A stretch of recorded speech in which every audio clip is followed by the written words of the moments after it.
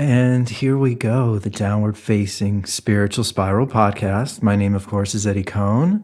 Thrilled you're here. Thrilled you're listening. 82 million podcasts around the world, and you have chosen this one. So I'm stoked you're here. And we have a conversation today with my friend Adam Gust. He's a drummer, musician here in Los Angeles. And I have known him for, almost 20 years. He responded to an ad that I placed in Music Connection looking for a drummer. And he responded, and the rest is history. He played the drums on my first 3 records. So all the music today on the show is actually my own music. I know it's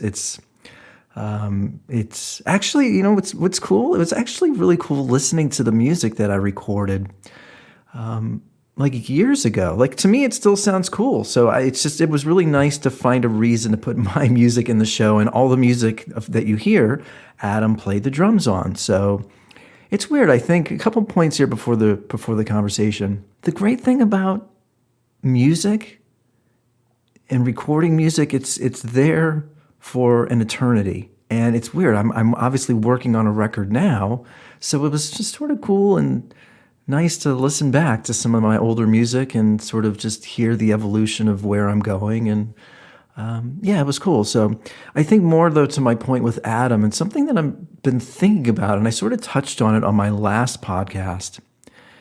And Adam and I get into this area a little bit. And I was thinking, I like men who aren't all about their ego and being first and being right. I mean, I guess I could say I like people, but I think men have this sort of history of bravado and their ego.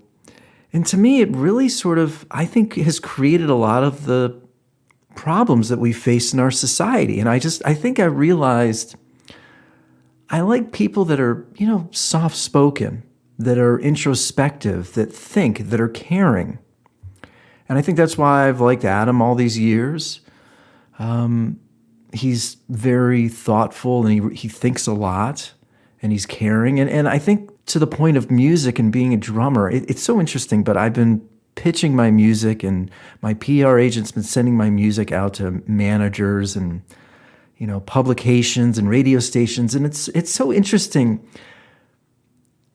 I've realized the music that I make and the podcast and the book I'm writing, it's all about trying to evoke more feeling. This person wrote back to my song and said something like, the EQ should be this way, and the mix could be a little this and that, and it's sort of like you either like it or you don't. You either feel it or you don't. And I do think a lot of what we're experiencing right now, it's complicated, but everybody thinks they have an opinion.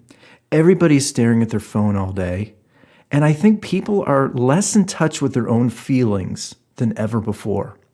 And to me, drums and the beat of a song, it's all about feel. I mean, sometimes we get so caught up in thinking and overthinking, and are we even thinking our own thoughts? Are we connecting with, somebody else's thoughts? Are we putting somebody else's thoughts in front of our own? And to me, Adam and I, when we played shows together, I mean, sure, we rehearsed, but he knows a lot of times I'm playing based on feel, based on the vibe of the room. And you can rehearse this and rehearse that, but so often Adam and I, when we were playing, we weren't rehearsed to the point where it was this sort of mathematical performance. It left room for feeling. It left room for experimentation. And I think a lot of that is lost. So we touch on that. We touch on his path as an artist, world of drumming and being an artist here in LA. I think it's a great talk, and I've been a fan of his for years, and I'm just really happy that he took the time to talk to me. I also thought the timing was really good because he had a really bad, serious injury to his hand and his wrist. It really it hit him in a traumatic way, beyond just the physical, the mental, psychological impact of an injury. And I think since I just broke my ankle, I've been really, I think I've been a bit traumatized by it all. And I know I'm getting better, but then I think my head starts to go to that place of, am I ever going to get better? Am I ever going to be able to walk normally again?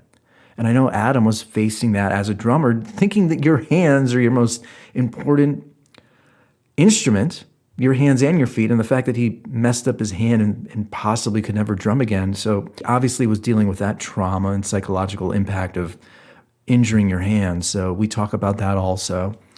Yeah, it's just a really good talk. So I'm stoked that he took the time to talk to me. And again, I think so many of the tools that we're using now, especially, Spotify and Instagram, and everything has a numerical rating, it's sort of diluted how you feel. How are you feeling? Are you feeling good? Are you feeling bad? Are they your own feelings? Are they somebody else's? I think so much of what I'm doing is just try to tap into how I'm feeling. And I think, again, social media, the media just sort of wants to evaporate feelings and turn everybody into a freaking robot. So I'll leave you with this. Are you a robot, or are you a human being who is thinking for him or herself? So I'll leave you with that. As always, you know where to find me on Instagram and Twitter at Eddie Cohn. Please reach out, say hello. Please share the show with your friends. I just released a new single, Verses, on Spotify, Bandcamp. You can find me at IamEddieCohn.com. Join the newsletter. And you can find Adam on Instagram at AdamGust. This will all be in the notes section of the podcast. So, as always, thank you so much for listening and being a part of the Downward Facing Spiritual Spiral podcast.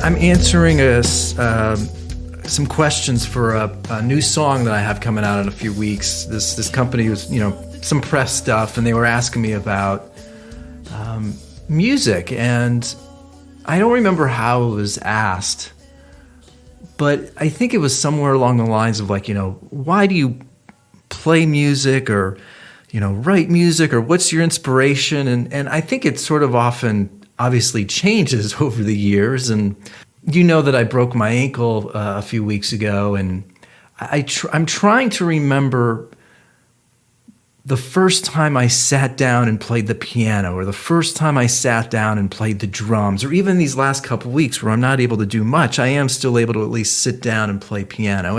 And I think ultimately it makes me feel better. Yeah. And I'm just trying to think, way back when, at what point did you realize or feel that just play, and I don't even know if drums was always your instrument of choice. I think it was, but when did you start to feel like music was giving you something psychologically or mentally, making you feel better? 7th grade. I remember, as far as drums are concerned, I was in shop class, and there were these 2 pieces of wood. There were scrap pieces of wood, and I fashioned them into sticks in shop class, and I took them home, pounding out just along with the double bass. And I went through both sides of it, and time flew by. And when the album ended, I looked at my hands, and they were all blistered and bloody. And I didn't even notice.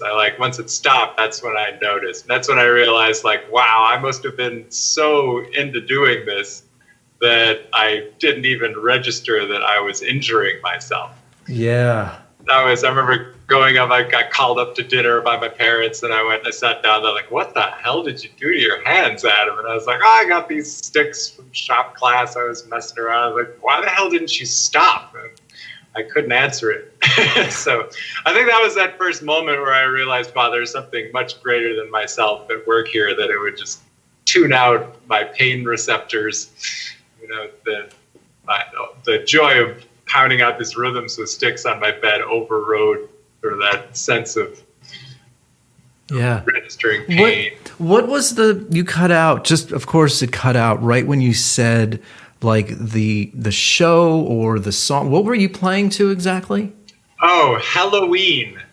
It was What I is had the that? tape. It was a German heavy metal band that I was really into. I was really into Slayer and Metallica and Anthrax early on. I really liked the power and the energy of it.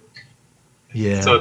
those sticks, I thought, oh, it'd be fun. I always wanted to kind of play along with those records. So I was just like, the double bass patterns that were in that music But represented those with these sticks. but even before that, I guess, were you drawn to the drums, particularly when you were even listening to music, even like at a younger age? How did you just become curious about drums slash music? I mean, obviously that example that you gave me, clearly you were feeling better and entranced by just playing with these sticks. But I'm just kind of curious. At some point, just let's dive a little bit deeper into sort of your curiosity Yeah, towards it. early. Well, I guess earlier on, I would just say very early on. I grew up in Minnesota, and it was very cold, and I never learned to enjoy skiing or do anything that was outside. And so I always was trying to figure out some way to enjoy myself inside. Yeah. And with that, unfortunately, that was often watching television or doing something frivolous. But I played piano when I was 8, and I really tried to get into it, but I just never felt the joy for it. And then I played trumpet. Like, I liked trumpet, but I never wanted to practice. I liked the orchestra in school. I liked that. That's sort of the sense of community about it. But I still didn't feel any strong attachment to it, like it would be a part of my life forever. And then I ended up getting shifted to tuba in high school because the high school band director was kind of like, well, you're the worst trumpet player and you're a big kid, so you can carry the sousaphone around the football field. So why don't we have you play tuba? So then that put me over by the percussion section. So I would be, just pounding out 1-5, 1-5 on the tuba. And I remember being by our drummers, and I was just like, God, you guys are terrible. I mean, like, I don't even play drums, and I could walk back there right now and play these rhythms better than you guys can. I really felt that way. And so I remember, like, even the drum set once in a while at high school, the door was open, and I would walk in there and just mess around, and I kind of felt like, oh, it kind of comes naturally to me a little bit. Like, I could play rock beats right away without practicing. And so that I felt drawn to the drums at that point. And then then I also had that experience with the drumsticks. And so eventually it got to this point where I felt like, okay, I think I should have a drum set. So I saved, my first drum set was a gift for Christmas, this like piece of shit Ludwig kind of student drum set. And I pretty much just was on that all day, every day. My parents asked me to find a hobby, and unfortunately for them, it was that. Yeah. Yeah. It was loud. It's for me, it's interesting. I got really sick as a kid around the age of 12. And I was a piano player before that. And then I remember my friend Matt Galkin had drums, and I was really I loved the energy of it. And for me, I think obviously I was probably scared out of my mind because there was about 6 months where nobody knew what was wrong with me. And then even when people knew what was wrong with me, I was taking pills and drugs for a while to try to get better, and nothing was working. So the drums, I mean, you've played on my songs for years, and drums have always been a huge part of my songs and always been something that I've really been intrigued by. And I think back in the early days, it was probably releasing a lot of frustration and anger, just being able to like hit something. Yeah. And then just this, I've always loved the sounds of the toms. There's probably like this tribal group dancing, probably the heartbeat. There's a lot of life and heart to the drums also. Did you ever tap in or feel any of these emotions beyond the joy of just being able to hit something? Was there something else also sort of going on? There was nothing like it when I first got my first drum set. I knew right away that this would play a huge part in my life.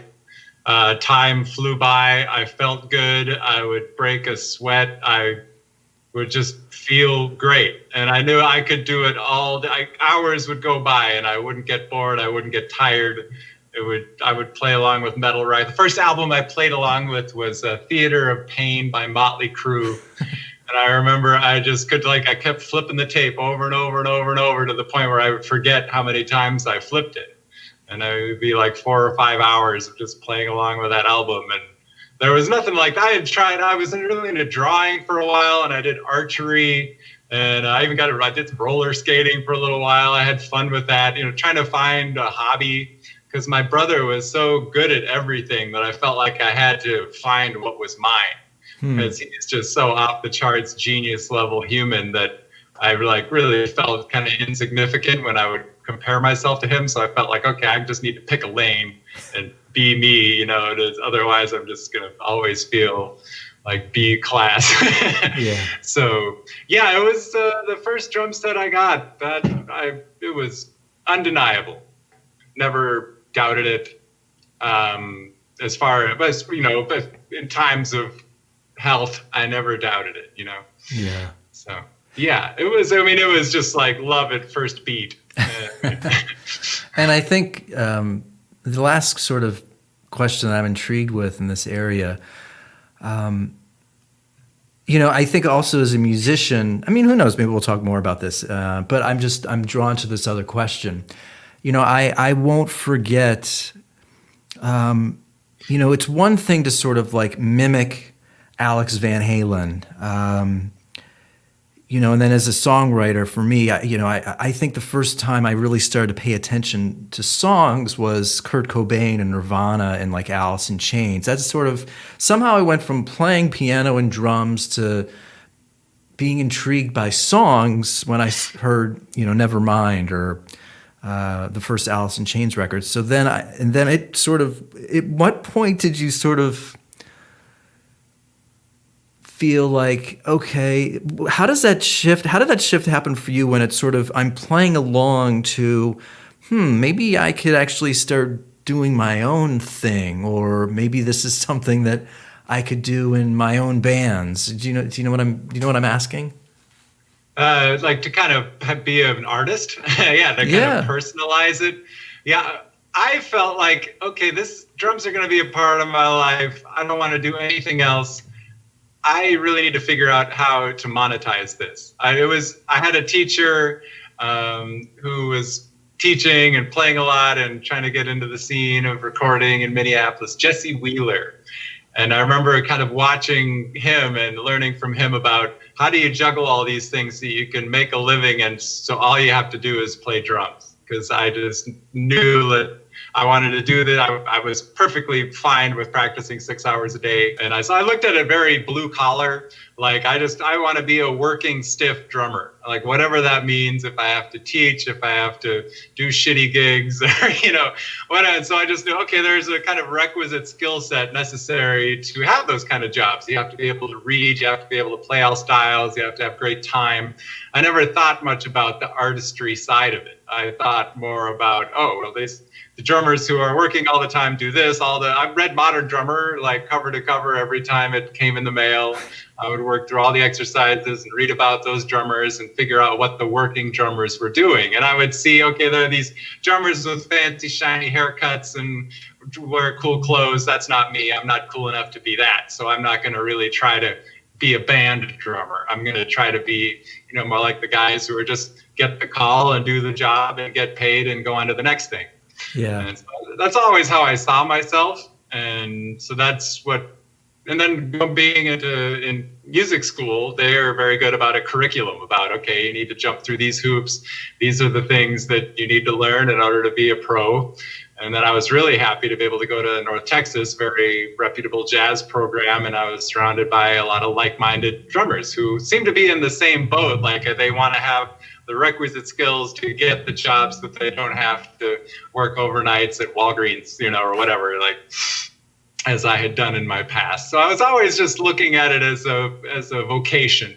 I never really thought about having my personal stamp on things. In fact, I tried not to. I really felt like the more personal my drumming was, the less I'd be hireable by a variety of projects. So I really just wanted to, okay, what's the vocabulary in this idiom? What's the vocabulary in this idiom? What's the sound? Who are the main drummers? I picked my top 3 in every style and emulated them. And that was how I approached it. So I guess I wish that I had thought more in terms of being an artist the whole time. But at the time, there was a lot of pressure from my dad because he really thought it was a bad idea for me to do all this.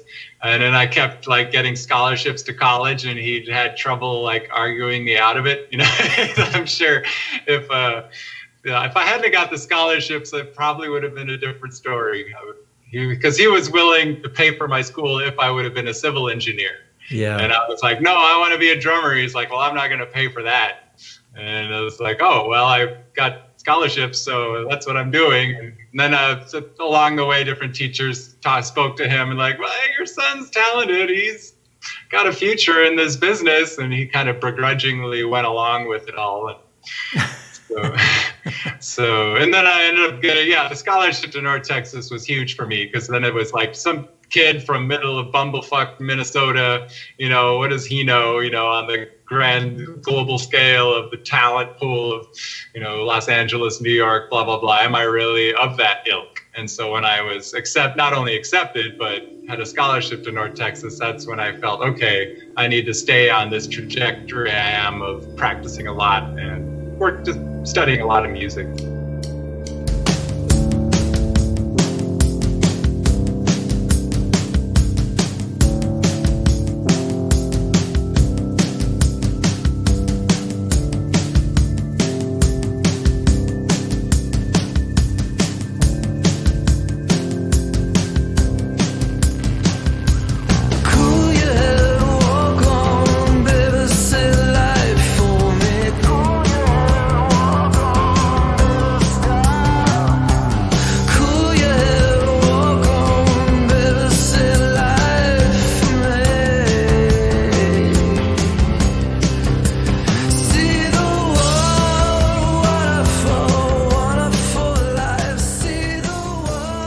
I want to go down 2 avenues, but I am part of my issue with social media. And I know a lot of people are pointing fingers at politics and politicians and Donald Trump, and they're the cause of all the disruption. But somehow, you bringing up comparison, and I have a lot of people that find me on Instagram, some of my friends, and I don't follow them back. And a couple of them I know have reached out to me and taken it personally. And I'm not really interested in people's social media, their social media life. And I'm very aware of, because I probably have these same characteristics of you, where I go and get into that rabbit hole of comparing myself. And as great as I think I'm doing, somebody could be on a trip, somebody could have done a better record than me. It's easy for us to get off track.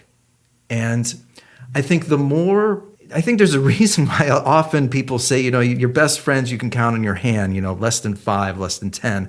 I just think the more people that I'm visually in contact with, I don't think is psychologically good for me.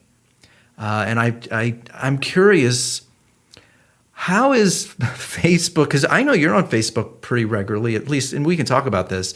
Yeah. Does that increase this insecurity of where you go down to the comparison world? Because you're actually one of the few people I've noticed on social media that's really supportive towards my work and what I'm doing, and I really appreciate it. It makes me feel like you understand the work that I put in and you like it, and it's great. It feels good.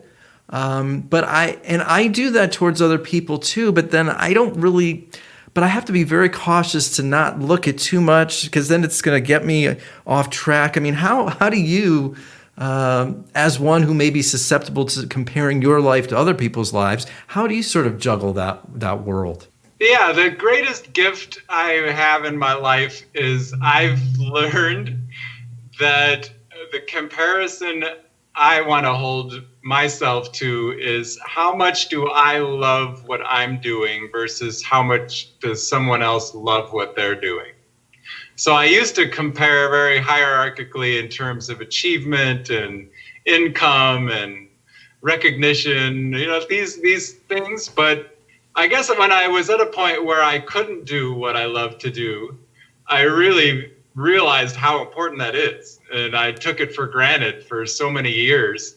And that taking that for granted is what led me to do those comparisons with other people. And my favorite drummer in the world is Keith Carlock. And I'll never forget this time this is probably like 2004 or something. And I remember I was going to play Bruce's Steakhouse with this salsa band in Norwalk, for $75. And I was looking at what's Keith Carlock doing? I was like, oh, he's playing Royal Festival Hall tonight. Oh, okay. And I remember feeling, about that big. And I just like, oh man, I've got to use that for fuel for the fire. I've got to try to get to that level where I'm playing with Sting at Royal Festival Hall so I don't have this aching feeling. But then now looking back on that, where I loved playing in that salsa band, and I was going to have some great food and have a fun night and watch cute Latinas dance. And it was so awesome. And I didn't even factor that in to the equation of comparison. And now I think that's all I compare is how much am I loving what I'm doing compared to somebody else. And even just compared to how much I have loved what I'm doing over the arc of my life. So comparing. Yeah, what are you comparing? I think is the big question. And also, that's what I connect most with people on social media. It's very connective. People who have kind of gone through similar things that I have, I can kind of suss out and read between the lines with a lot of people's posts, and I feel like certain people will understand things that I have come to understand. And so I might message them and sort of test the waters, and 9 times out of 10, I'm right. And so then I can develop more of a connection from there. It's interesting because I think you and I just are in different playing fields when it comes to connection because, and I don't know if it's like I'm needier or something, but there's something about like the quality of somebody's voice, the sound of somebody's voice, experience together. I have a hard time gaining more connections or friendships through social media because to me it just feels sort of like a fragment of a real human being. My interpretation of social media, I don't feel like I'm getting the full spectrum of a human being. And so I don't know. I have a hard time navigating and nurturing and creating more relationships through that program. Yeah, I think I'm getting better at realizing what is hierarchical and what is relational. Like what are people are people thinking in terms of hierarchy, in terms of dominance, like who's here and who's there? Or are they thinking of ways that what they share with each other and how their community might overlap with someone else? So I definitely don't get along with hierarchical people, and a lot of those people do extremely well in the music business. The more you focus on climbing the ladder, the more you're going to bring climbing the ladder into your life. And the people that's the thing that's most important to them. God bless them. I think that was a part of my life for a while when I moved out here. It's kind of the reason you move to LA is to climb the ladder. But at this point now, I don't really care about that. The goals I had 11 years ago are completely different than the goals I have now. And 11 years ago, if I would have known somebody had told me 11 years ago what my goals are now, I would have thought that was absurd. It's just, that's like you're clearly talking about somebody else. And now I don't give a shit about the goals that were the most important things to me 11 years ago. So as far as social media, I think I'm getting better at deciphering what the gap is between how a person presents themselves and who they really are. I don't know. I have a little bit of more of a sixth sense about it, and it's confirmed the more and more I test it. And things that I've learned over the journey I've been on for 10 years, I've even looked back on people that I've known and kind of had, wait a minute, things that I thought about them now through the lens that I have, I realize, wow, they were struggling with something. They were, things that I thought that they were antagonizing me for was actually something they were struggling with internally. And so that has allowed me a hell of a lot more compassion than I've ever had when I was taking everything personally and like thinking more hierarchically about everything.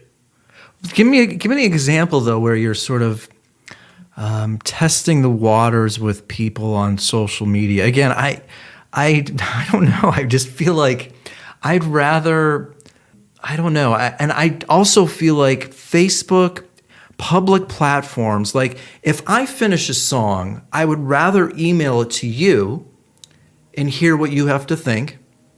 And you and I could have a conversation about it. But when you're presenting something on a public platform where ego is involved, image is involved, and it has this strange way of, people might be communicating on Facebook when they're at the toilet or sort of at the post office. You don't really know what state of mind somebody is in when they're on Facebook. All of those reasons make me apprehensive to really put too much of myself out there. So you're apprehensive about putting it out because you feel like whatever you get back from it might not be enough of a return on investment to have even wasted your time? It's not even that. Like, I don't trust people's state of mind when they're on that platform. Like, yeah. I trust that if I send somebody an email from my email list, if I call somebody on the phone and we have a conversation, I trust that they're actually fully present or as much as they can be with whatever I wrote or sang about or what we're talking about. But Facebook and Twitter, it's a wild card emotionally. You don't know where people are. And then they're also worried about their own image. And I think there's a lot of fire starters on social media. I just don't trust being, to me, it doesn't feel like a safe place to really reveal that much of myself.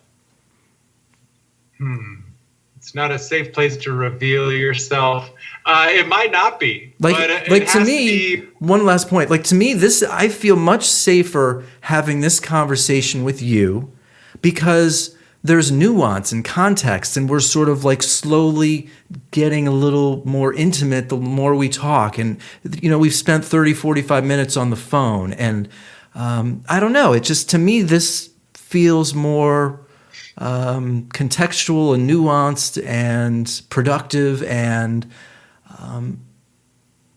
I feel more of my brain firing. It's just all of those elements to me make me feel safer, maybe more comfortable, as opposed to putting something on a social media platform where there's 800 people and nobody's really thinking about. I don't think people are really putting as much thought as opposed to like a one-on-one conversation. But that's true. You may think completely differently.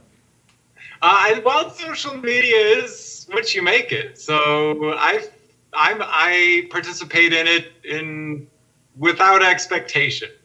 That's the hardest part. But I mean, the only thing I'm trying to get out of it is feedback and connecting. I love the term like finding your tribe. I mean, I know that's overused, but for me, that always is kind of home base. Like if I did something, if I put a ton of time into something and posted it, and I even found one person that it resonated with, and then I DM'd them and it led to a conversation, and now I talk to them every month or every couple of months and check in with them, and then it was totally worth it. And I think if you look at like social media marketing, of course, for musicians, it's a huge thing. And if you think in terms of that, you're always checking the analytics and you're kind of saying, okay, this post did this, I need to do more of these posts. And I think if you're just trying to promote an album, like I could never do that. I could never promote an album. I would have anything that I'm trying to put forth on social media has to be ultimately for my own benefit, that I would do with or without social media. I guess the most success I've had in terms of what social media has done for me was this what I'm working on Wednesdays I did for a long time. I was just trying to get better at video editing, and I knew that if I held myself to create a weekly video, that would kind of keep my tabs on myself, stay accountable to myself. And so I kept doing that and kept getting better. And people would comment and I would DM some people. Most people wouldn't DM me back. I was very active about seeking out feedback, and it was ultimately bettering myself. But I wasn't really trying to market anything at the time. So that was the key. I think that really helped me not worry so much about the response. And breadcrumbing this idea of like, okay, I have a project and there are these incremental moments of improvement and I'm documenting them on social media. I think that's a good way to have attitude to have, even just for yourself, to look back on your post you've made and see, oh, it kept getting better. It's sort of like, rather than a resume, think of it like a portfolio. Rather, it's more like, oh, I can see incremental improvement over this time. That means there's something that's going to get better down the road. And so I think if I had an album that I was trying to get more likes and sales and all that, I think I would get really depressed about social media. But Yeah. I think, man, hierarchical versus relational, that's the biggest thing I've learned, and I'm going to carry on into my 50s and my 60s, is as long as what I'm doing is seeking out to build a tribe of people that I can connect with, then that's great. And also just learning people who are heroes of mine, how they handle social media, I think that's great. I'd be like, oh, cool, that's working for him. I appreciate that. I mean, I can watch freaking Instagram drummer videos all day. I love it. It's fun. I love to see the camera angles, the sounds they're getting. I try to decipher what mic they're using and how they're getting what they're getting, and that gives me idea how to do what I'm doing. And I think for a singer-songwriter, it's a lot harder. It's interesting, but I'm thinking something that I struggle with, or maybe I just know myself in the sense that even with my podcast, I think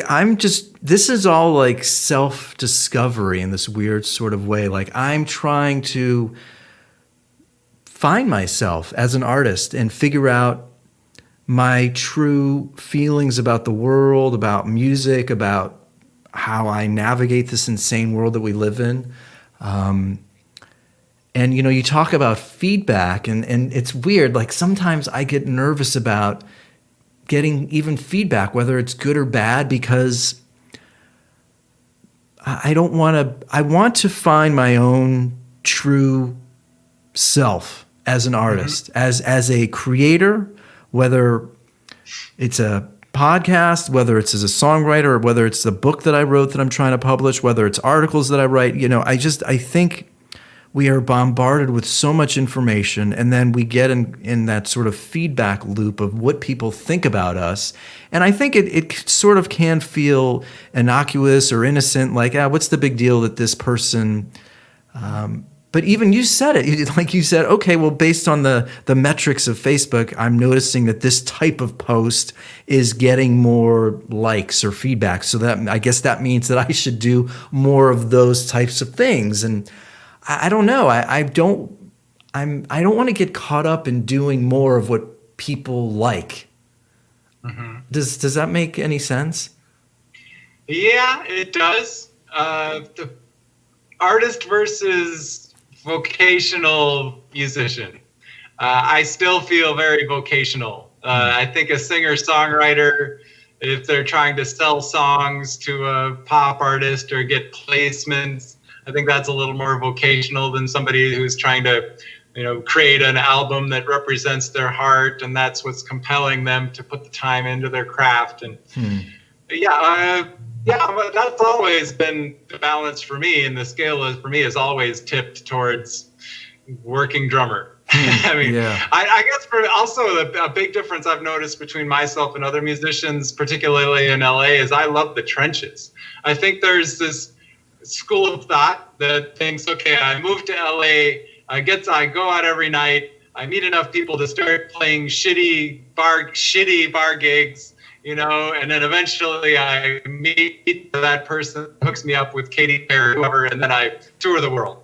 And I guess I kind of had that in the back of my mind when I moved out here, but I noticed I kind of loved the trenches. I loved the shitty gigs. I loved this going to a new club, playing in a bunch of different bands, charting stuff the night before for somebody I'd never played with. I really loved that. And then Red Elvis is this ridiculous Russian rockabilly band. I loved that. And now technically that was kind of a bar band. We played festivals, and we did play for 30,000 people in Red Square in Moscow, and we toured Russia, but still it felt very gritty.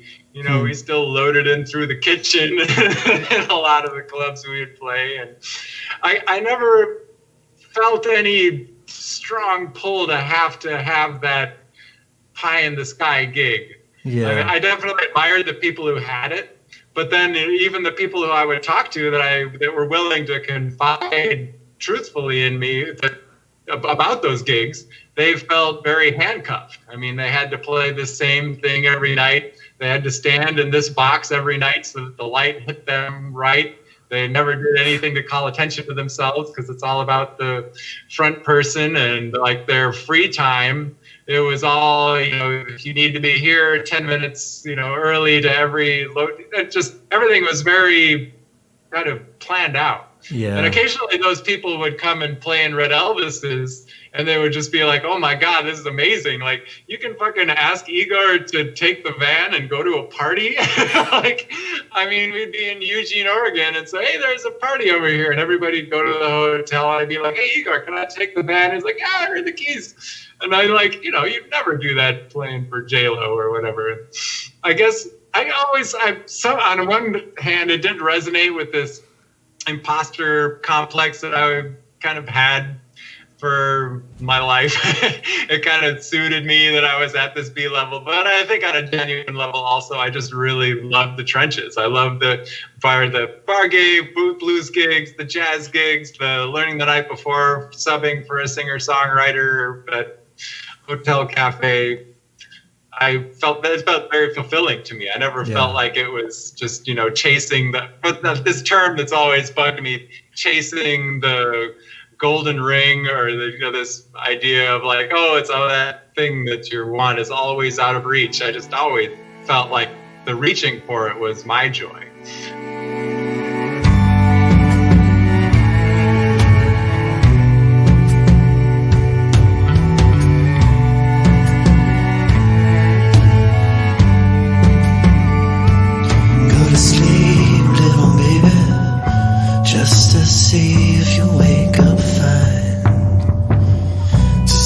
If you're happy with what's inside of me,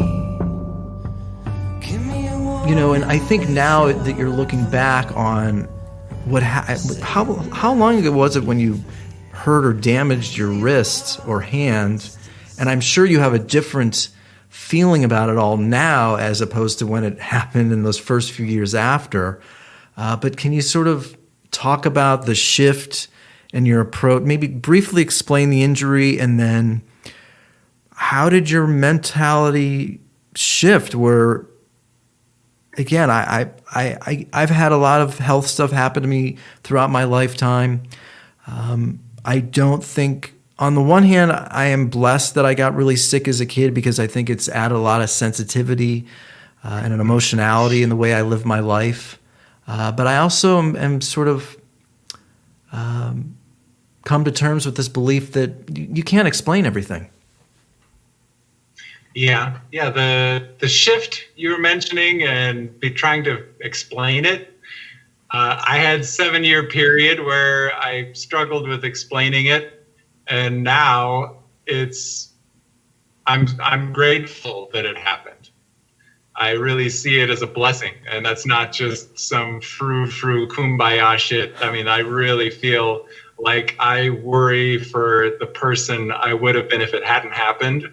And I feel like now it's given a complete meaning to everything that I'm doing. I mean, it's the why behind everything I'm working on now. And it's really helped me to get in tune with competing with myself for loving what I do more. So, I mean, for the drums, I mean, like the highest level I can achieve as a drummer is having an absolute love for playing. And I feel like I'll never be the best drummer in the world, but I'll be one of the drummers in the world that loves playing more than anyone else. And that's entirely because of my accident. So it was May 8th, 2010. I walked through a glass door. It was my fault, but it was gory, and I've emergency rooms, the hands in cast for a few months. And I had very hierarchical views of it. I felt like, okay, I'm a weak person would let this get them down, but a strong person would overcome this. They'd fight against it. They would battle back. They would not, they're not going to be a pussy. They're, going to just charge full head into it. The obstacle is the way. And it's just now what I understand about what it was the complete wrong way to go about it.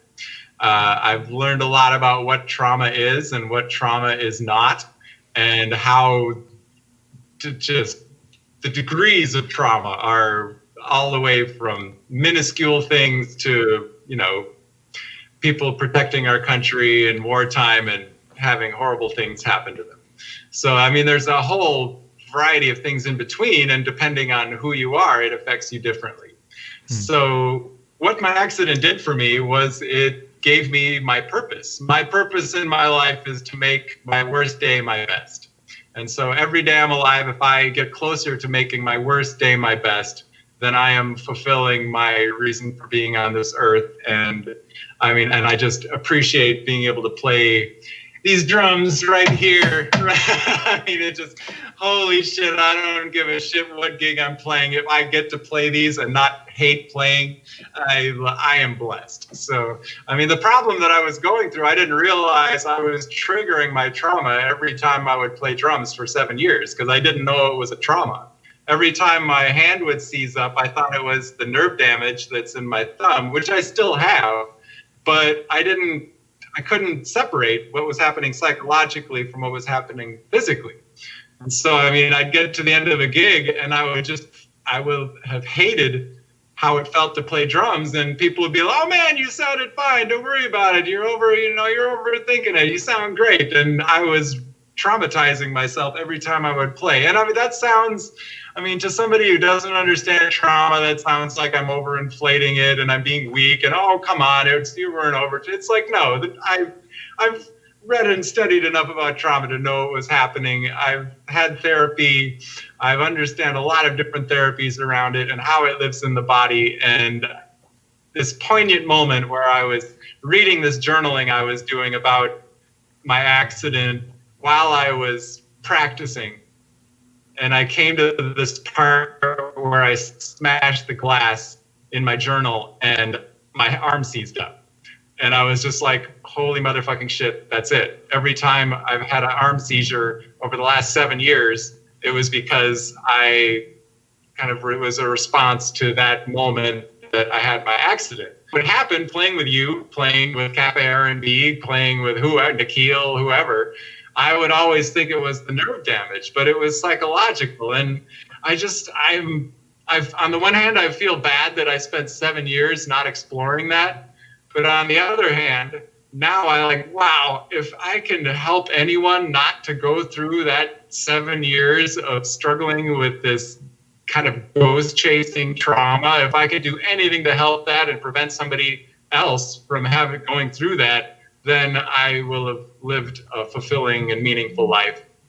So that's where I'm at about it. And one of the best ways for me to do that is by example and be like, oh my freaking God, I love playing so much. Thank God I don't have that issue anymore. And I feel like I'm playing the best I ever have in my life now. And I feel like I've been able to reach a point of utter relaxation in my playing, because if I have any amount of tension in my right hand, my arm seizes up. So I'm almost forced to have zero tension in my body. And like Alexander technique is great, somatic therapy is amazing, and now I'm able to apply all these things to my drum practice.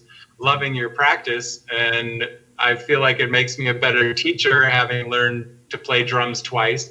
And it's just made me so and have endless gratitude for being able to play.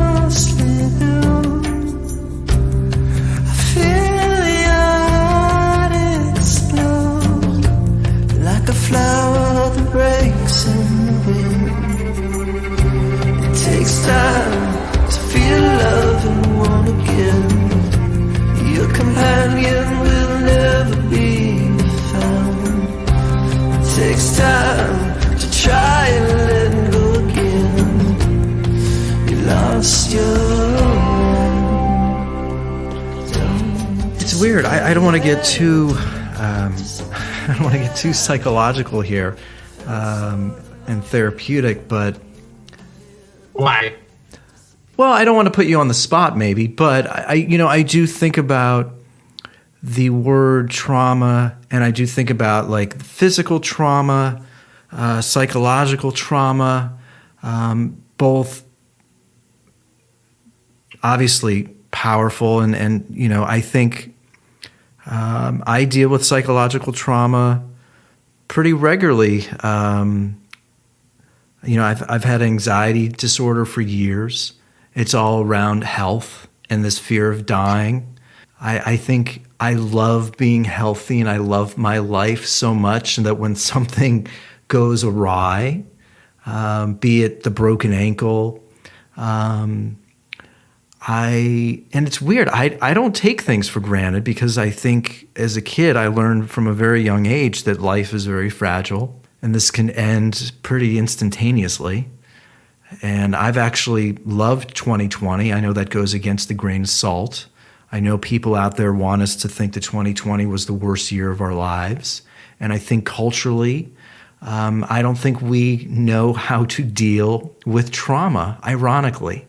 And I don't think there are voices out there that add perspective, that relax people. I think the media, there's nobody in these newspapers or CNN or Fox that is adding any sort of levity. I think the world wants people to be anxious.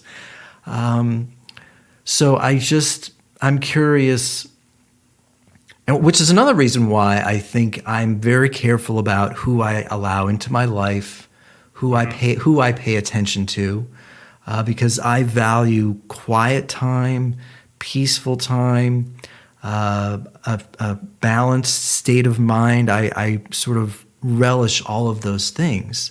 Do you meditate? Yeah, I meditate. Yeah, what's your meditation practice like? Pretty standard, 10 to 15 minutes every day, either morning or night. I'm very generous towards myself, because a lot of times I like to write first thing in the morning. So it sort of depends on my headspace. Because I feel like, and I go through stages where I'll try and write every morning for an hour and a half, and to me that's very meditative. Yeah. So it sort of serves its purpose in that way. Or I'll just sit quietly, put on a sort of like the sound of bowls or waves or something, and just sit, and that's it. That's my practice, either writing or sitting. because I guess back to the trauma point, I think there's a few things that I'm just thinking about, just the ego of the man being in control, being strong. And I think I've always responded to you as other guys. I like guys that aren't all about strength, being first, being right, being the best. I respond more to humility and vulnerability, which are characteristics that I feel you've always had. And that speaks heavily to hierarchy versus relational. Those are all very relational ideals. And so, yeah, this sort of bravado of hyper-masculine posturing, it's very hierarchical. And I think what I'm coming to learn about what being hierarchical is all it does is feed power to the top. Like, the more people think about where people are in the ladder, all it does is feed people who are controlling everything anyway. So yeah, I felt like we've always connected on that level. Like, I don't think we've ever tried to outdo each other in a masculine sense or anything. And even like we traveled as a duo on tour, and I mean that takes a lot of relational skill to be able to have a good rapport like that. That quality of the ego of guys, I think that's part of the root of society's evil, is that you just got a bunch of men in positions of power that get off on being in that state of mind where people look up to them or think they're the greatest. And I don't think a lot of people can handle that state of mind, and they ultimately sort of manipulate others around them and feed their ego even more. But I don't know. I'm curious though about, I sort of went down another tangent, but I'm just curious, at what point, obviously it feels like physically you were getting better, but psychologically, what were you even aware of something that you were worried about when you hurt your hand/wrist? Were you thinking about what were you going to do with the rest of your life because you possibly came really close to not being able to drum ever again? Were you even aware psychologically what you were dealing with?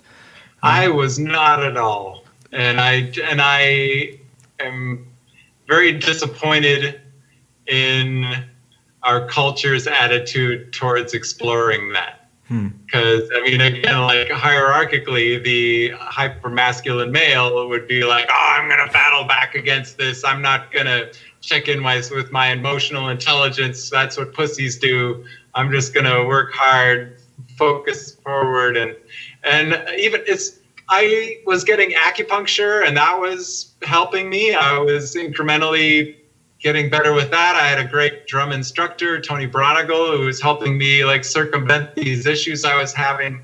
But they were all just kind of putting a Band-Aid on a gaping wound of a psychological issue that I wasn't addressing. And I've explored, I've thought about that a lot. How come I didn't read the books that I'm into now? Why did no one suggest that? Why did I not seek that out? And I just realized it was because it's that code of silence that is around trauma, that people are not meant to talk about it because it's weakness.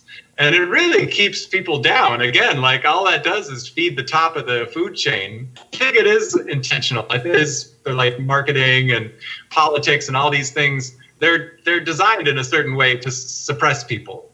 And so I think, there's you can try to battle back against it in hierarchical terms, but I don't think you're ever going to win. I think we just have to really try to be as relational as possible, and that has everything to do with being relational to yourself, something that I'm really fascinated with, and I foresee being a huge part of my life is trauma-informed education.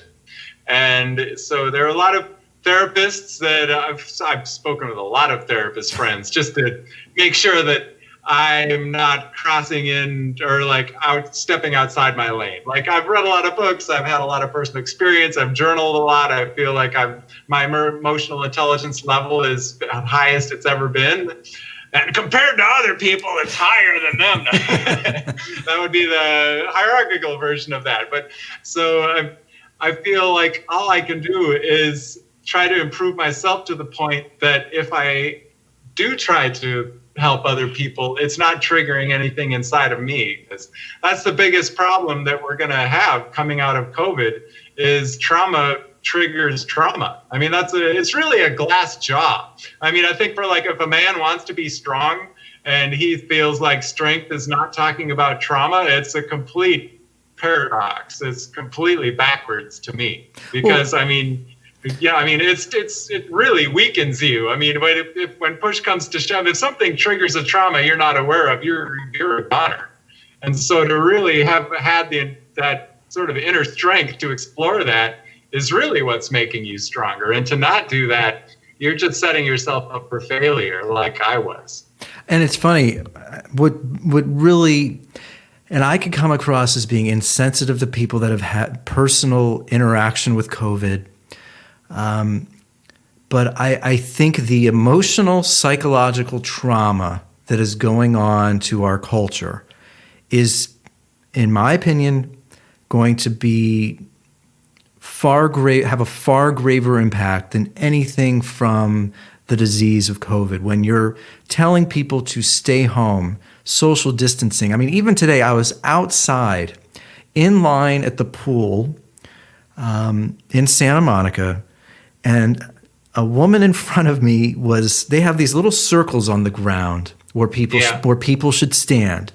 And a woman was like a foot outside of the circle. And another woman said to her, you know, in this sort of very dramatic, hypersensitive, anxiety-ridden way, what are you doing? You know, they put those circles there for a reason. It's for our safety. And I'm just thinking it's kind of crazy what's gone on with the world. And I get frustrated when you have these politicians who are still getting paid, billionaires, millionaires, making decisions for people that don't have the luxury of being millionaires or billionaires, have to work, have to provide for their families. I guess my last point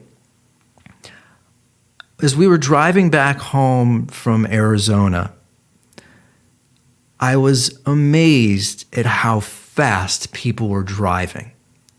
And I went online. Emmy was driving. I was sitting in the passenger seat, and I went online and I looked up how many people die annually across the world from car crashes. And it said 1.5 million people die every year from car crashes. And so I just thought to myself, what would happen to the world if every single day CNN, Fox, and New York Times posted these really gory videos of people splayed out across the freeway with blood everywhere, dead from car crashes? I mean, 1.5 million people die every year in a fucking car. And I'm just like, that number is staggering. And I think we are living in a world where it's about attention, getting people's attention. And the media and Facebook is doing, and Instagram and all the algorithms are doing whatever they can to get people's attention. And I guess that's why I feel stuck, because, you know, back to what you brought up about having songs and having a record and having a music video, I realized firsthand that I should post them on Facebook and Instagram. I'm doing this music psychologically for my own health, but I want people to buy it. I want people to listen to it. But I am very cautious to spend too much time on these platforms. I'm very cautious to allow the media to tell me the best thing to do is to just stay home and wear a mask, because I don't want to be like that woman who's having a panic attack because somebody else is standing 6 to 12 inches outside of that circle. I'm conflicted because I've had a great year, but when I look at the world around me and sort of the unraveling that it feels like is happening around me, I'm scared of what's happening to our world. Yeah. So what advice would you have for this woman who freaked out about the other person being outside the circle? Well, here's the tricky part, and I'm guilty of something that I'm critical of. I don't know that person at all. And maybe she has an autoimmune condition that creates anxiety. Maybe she watches the news all day. The irony is that I've had an autoimmune condition for the last 35 years, and I've been in good health. And I guess I know from the literature that I read that if you were outside in the air, I mean, it's one thing if we were in an enclosed space. Right. I mean, maybe that's what I would say to her. I would say, listen, I have an autoimmune condition, but you are outside. You're both wearing masks. It's okay that this lady went a foot outside of her circle. She wasn't trying to create any drama or anxiety, but more than likely you're okay. I would probably say something like that, but I don't think there's anything, and this actually goes back to you a little bit, and then I'll let you go. I remember those nights when you were drumming for me, and I was like, fucking hey, dude, you're playing great. But it didn't matter what I would say. You were still stuck in that psychological place where you didn't think what you were playing was good, or you weren't satisfying your level of standard. So, you say to me, what should I say to this woman? But I often sort of feel like there really isn't anything that you can say. It's ultimately a personal decision or a stance where you have to make that choice to calm down or relax or change your perspective. Yeah, and so what should she do in order to build the skills in order to do that? I just think there has to be a lot of education for people about how our brains work. I mean, I can't help but think about there was a time in human evolution where we thought the earth was flat. There was a time when we thought we only used 10% of our brains. And there was a time when, like, shell-shocked people it was called cowardice. But I mean, now we have MRI machines that can have movies about brain activity, and we know so much more about it, but the advances in science haven't caught up with the societal preconceptions. And so I think that crosses a lot of boundaries. I think that there's climate change deniers, and it's because they don't believe in science. And I think there are social climate change deniers that don't believe in science. And I just feel like there has to be more education about how the brain works, and that's psychology and therapy. But in a hierarchical, hypermasculine, patriarchal world, that is a weakness, to work on your emotional intelligence. And so I feel like there are some inroads into education that are happening, that are applying therapy techniques, and that's definitely what I'm doing to my drum practice.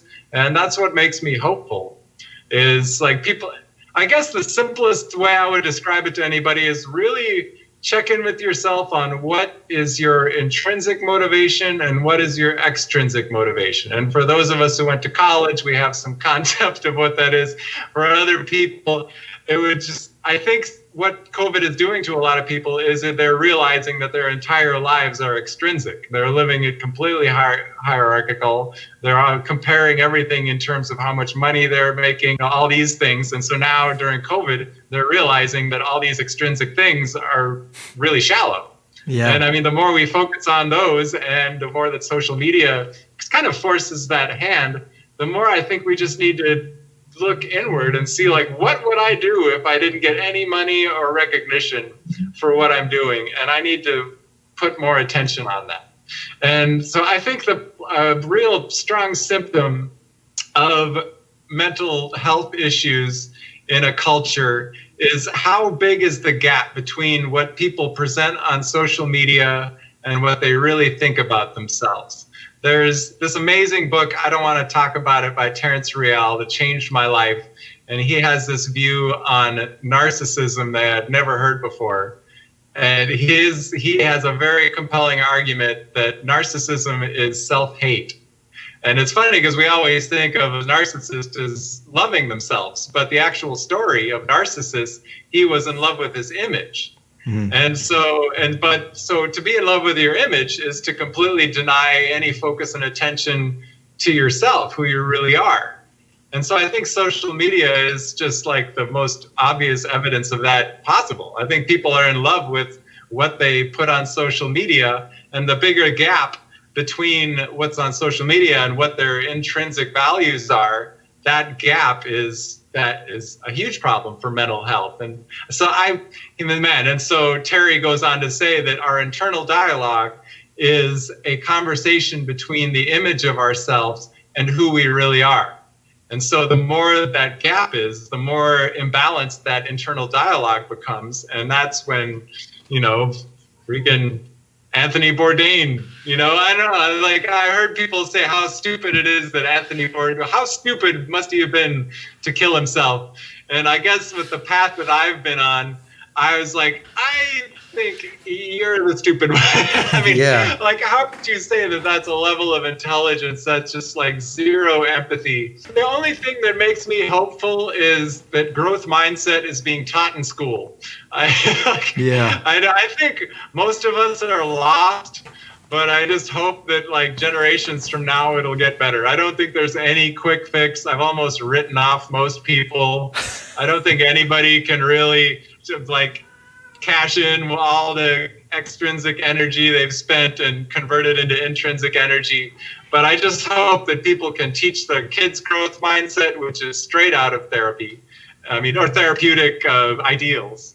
Yeah. And like applying that to education is our only hope. And I guess if anyone really feels like they want to make that difference or want to try to check in with themselves, like reading books about trauma in the sense of being empathetic to someone who has it. Like, I think if somebody's reading it to think, oh, well, I want to see if I see myself in this, I think that gets a little too personal. I think if somebody has the attitude of trying to learn about mental health in a sense that it allows them to understand others better, I think that's a good approach to have. I think social media is definitely a huge impact on the self-hate that is part of narcissism. Yeah. I mean, you're bringing up a whole other world, but I'll let you go just because I do think part of the issue that I have with the world is apathy. It doesn't feel like people really care about others because they're so caught up in themselves. Yeah. And social media, again, whether it's the perpetuates. Yeah. Yeah. So, again, another reason why I post and get the hell off, because I want to get back into my world of music and writing and face-to-face conversations. To me, this is more of an intrinsic. Completely. That's what I see you doing. You've always had an artistic outlet for yourself.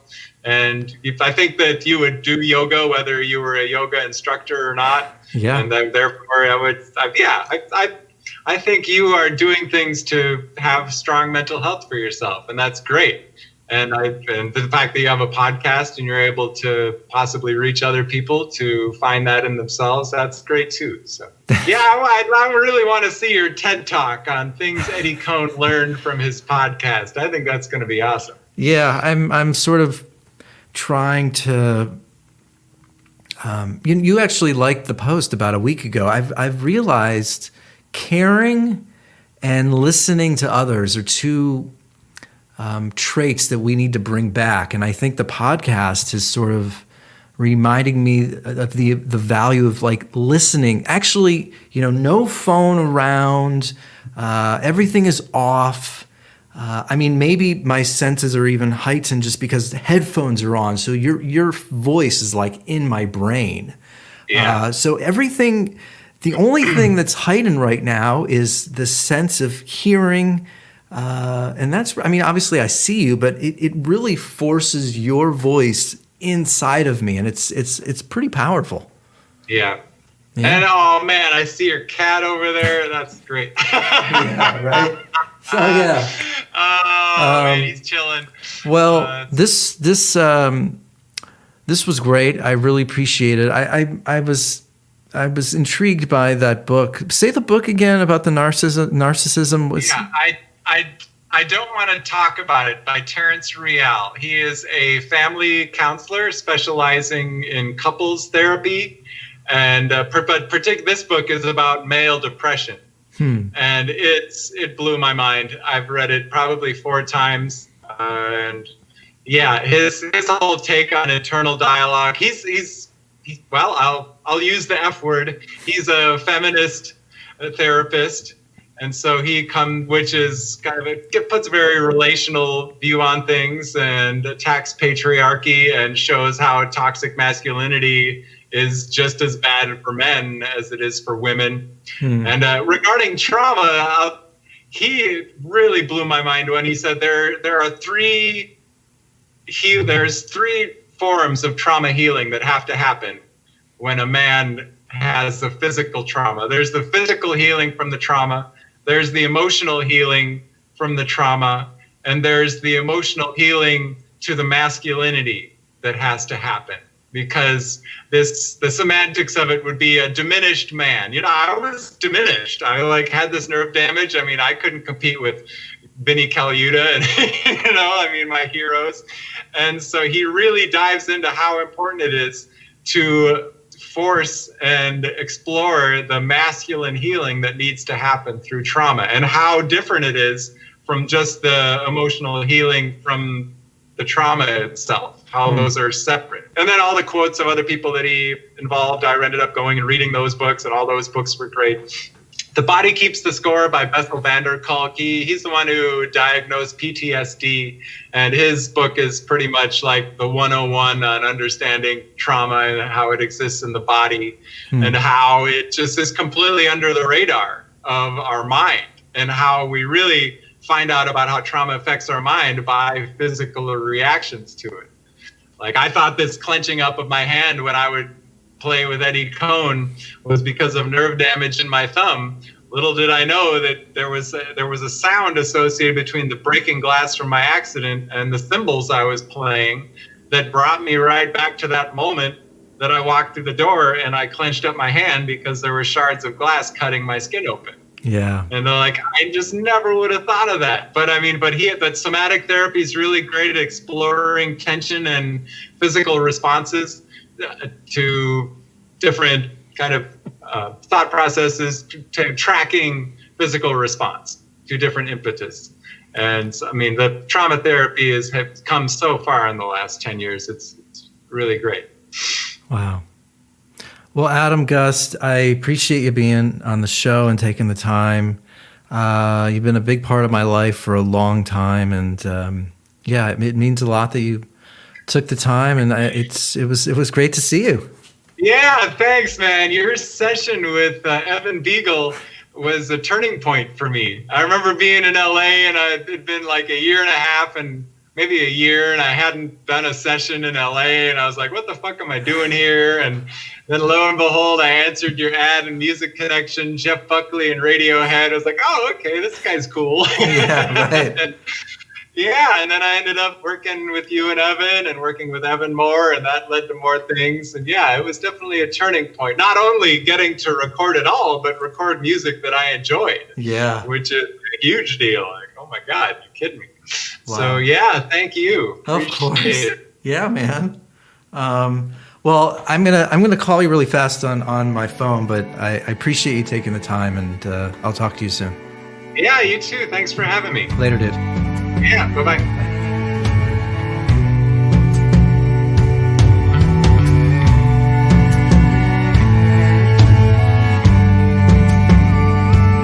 Go to sleep, little baby, just to see if you wake up fine. To See if you're happy with what's inside of me. Give me a warning if you're over me. Just say you'll never leave me. I heal your heart, you're still safe with me. Try to make up for wasting time. Try to make up for wasting time. Try to make up for wasting time. Try to make up for wasting time.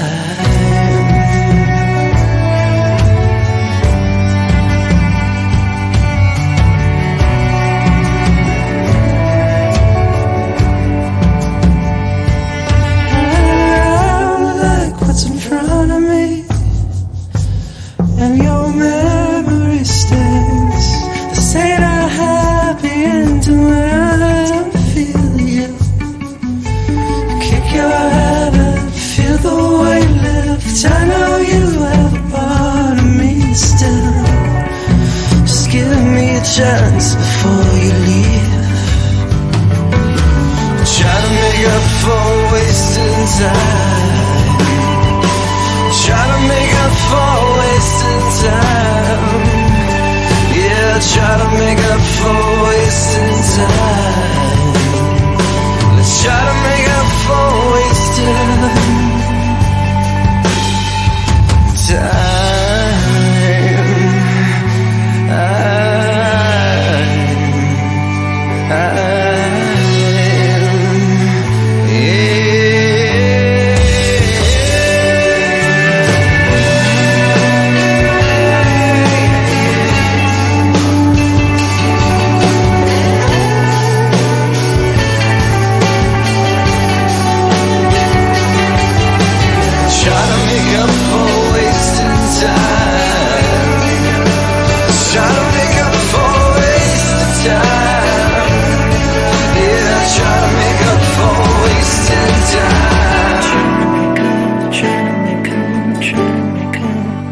try to make up for, try to make up, try to make up, try to make up, try to make